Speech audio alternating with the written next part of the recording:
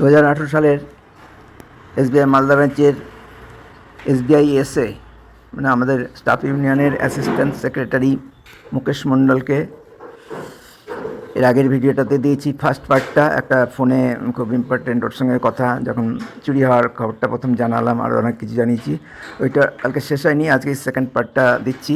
এতে আমি অনেক ইম্পর্টেন্ট জানিয়েছি ওকে, অ্যাসিস্ট্যান্ট সেক্রেটারিকে। তার মধ্যে আছে চুরি ঘটনাটা, আছে কে কী বললো, আমার সঙ্গে কী দুর্ব্যবহার করলো প্রথম দিনই সিসি ফুটেজ দেখে উজ্জ্বল কুমার, পার্থ চক্রবর্তী, আরও আনএক্সপেক্টেড আরও কী কী বাজে বাজে কথা এগুলো বলেছে, সেগুলো জানালাম। মুকেশ তো খুব মানে জোশ দেখালো খুব, যে কাউকে ছাড়বো না, সিএম হয়েছে তো কী হয়েছে এই ধরনের বললো। এরাই পরবর্তী সময়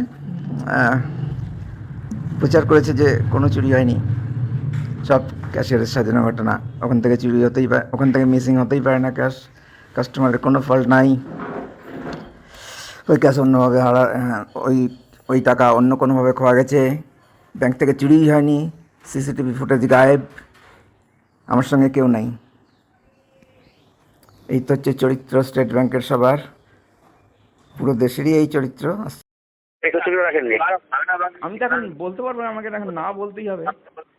না ওটা না তো বলবো, কিন্তু এটলিস্ট আমাদের কাছে রাখতে হবে।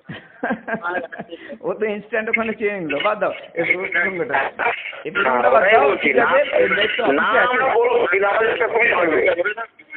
অফিসে আছে, পেন ড্রাইভ আছে, আমি পেন ড্রাইভটা ফিরে চাইবো। আপনি হয় ডিলিট করে নিন, নাহলে আপনার এতে নিয়ে নিন, পেন ড্রাইভ বাজেয়াপ্ত করবেন না, পেন ড্রাইভ আমাকে দিয়ে দিন। আর পেন ড্রাইভ সিসিটিভি ফুটেজ নেওয়ার জন্য যদি আপনার মনে হয় যে ইলিগাল কিছু করেছি, আপনি লিগাল প্রসিডিং শুরু করে দিন, খুব তাড়াতাড়ি করে দিন, পেন্ডিং ভালো লাগে না। আমি তাড়াতাড়ি কনফেস করে নেবো কেন করেছি, 53,000 টাকা ব্যাংক থেকে কোনো ইনভিটেড হয়নি। ঠিক আছে, ব্যাংক কি করছে, ব্যাংক বুঝবে দেখি এবার কি করছে। হ্যাঁ, যখন বলছে তার ব্যাংকের রুলসে যাবো, ওরা রেজিস্ট্রেশন কি করবে কিছু তো করেনি, কই করেছে? শুক্রবার ঘটনা ঘটেছে 5 তারিখে, তাই না? হ্যাঁ, না 5 তারিখে ঘটেছে, মানে এই ম্যানেজার কি যেটা বললো, হ্যাঁ ও তো আশা করছি কালকে প্রসেস শুরু করবে। দেখা যাক, সেটাই বলছি। সেই জন্য তো বললাম যে সিসিটিভি ফুটেজ নিয়ে এখন আমাকে দোষী হয়ে যাচ্ছে।